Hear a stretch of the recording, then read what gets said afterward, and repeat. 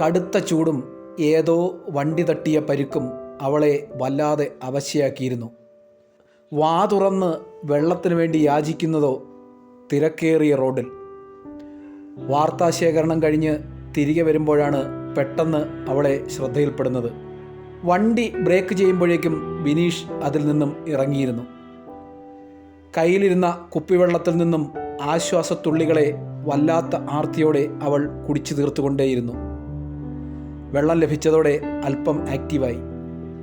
റോഡിൽ നിന്നും മാറ്റി ഇനിയും വണ്ടി കയറാതെ സുരക്ഷിതതരത്തേക്ക് മാറ്റിവെക്കുമ്പോൾ ഏതെങ്കിലും ഒരു ചെറിയ വാഹനത്തിൻ്റെ പോറൽ പോലും അവസാനിക്കുമായിരുന്ന ആ കുഞ്ഞു ജീവൻ തിരികെ എടുത്തു നൽകാൻ കഴിഞ്ഞ ആശ്വാസമുണ്ടായിരുന്നു.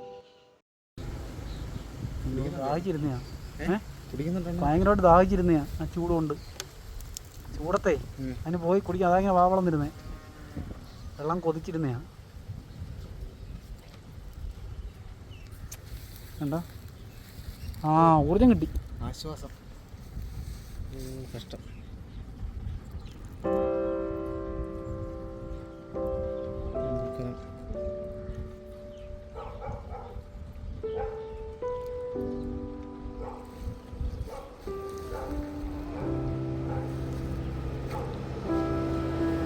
തളർച്ച മാറി കേട്ടോ.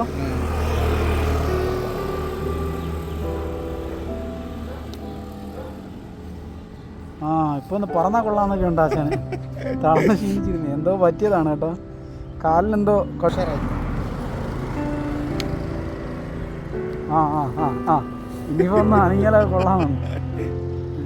ഉഷാറായി കേട്ടോ. വെള്ളം മതിയായിരിക്കല്ലേ? കുറച്ച് ഉണർവ് കിട്ടി. എവിടെയെല്ലാം തണലത്തോട്ട് ഇങ്ങനെ മാറ്റി എവിടെയെല്ലാം വെച്ചാൽ ഈ ഇവിടോട്ട് കയറ്റിയേക്കോ സുരക്ഷിതമായിട്ട്. ആ കനാലിൻ്റെ ഇതിൽ വെക്കാം. വേണം ഇച്ചിരി കൊടുക്കാം, അവിടെ കൊണ്ട് വെച്ച് ഇച്ചിരി കൊടുക്കാം.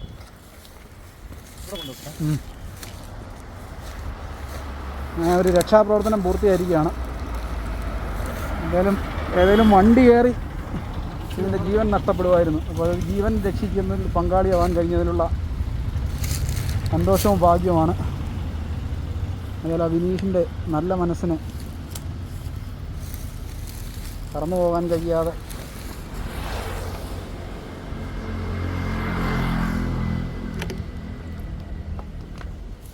വണ്ടി എന്തോ വണ്ടി തട്ടിയതാണ്.